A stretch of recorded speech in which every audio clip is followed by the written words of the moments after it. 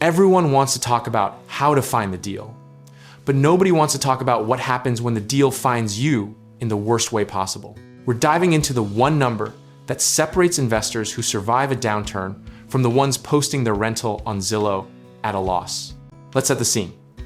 Interest rates spiked, tenants started missing payments, and somewhere in America right now, a landlord who thought they had it all figured out is staring at a vacancy sign and a mortgage statement that doesn't care about their feelings.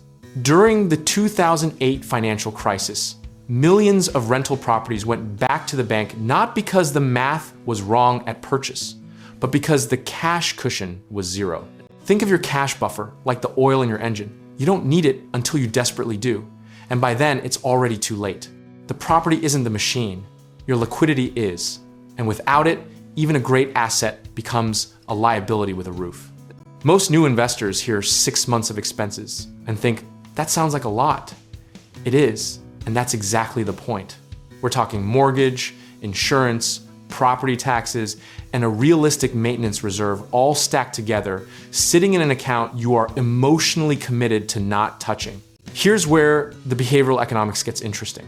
Studies show that investors consistently underestimate vacancy rates by nearly 40% because we budget for the tenant we have, not the market we're in. That's like planning a road trip with just enough gas to reach your destination, assuming every light will be green. The conventional wisdom used to be 3 months of reserves, and for a hot rental market in 2019, that probably worked fine.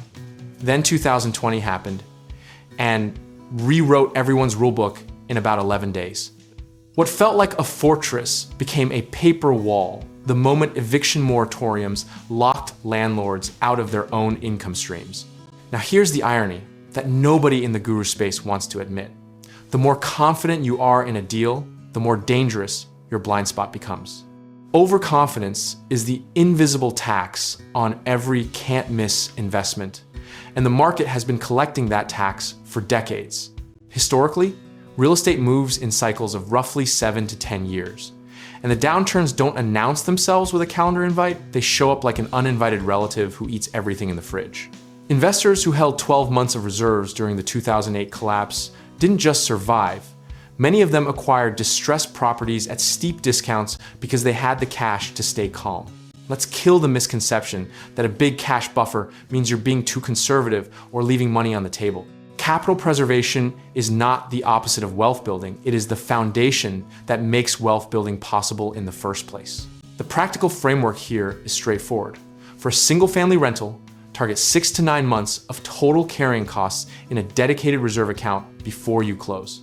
For a multifamily with more than 4 units, push that toward 12 months, because 1 bad tenant in a duplex is a problem, but 3 bad tenants in an 8-unit is a cash flow emergency. Discipline over conviction. Write that somewhere visible, because your belief in a property's potential means absolutely nothing to your lender during month 3 of a vacancy. Position sizing matters just as much as reserve sizing.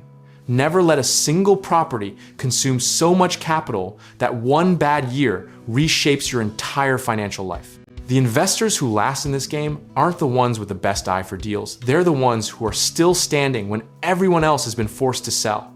Patience and process, repeated consistently across market cycles, compound into something that looks a lot like wealth 20 years later. At the end of the day, real estate rewards the prepared and punishes the impatient. And your cash buffer is simply the physical manifestation of how seriously you take that truth. You don't need to fear a downturn if you've already built the infrastructure to outlast one. And honestly, that kind of preparation lets you almost welcome the chaos, because chaos creates opportunity for those with dry powder. If this gave you a clearer picture of how to build a resilient rental portfolio, check out the links in the description below. We can help you get started, whether you're looking at real estate investing, home contracting work, or finding the right lenders.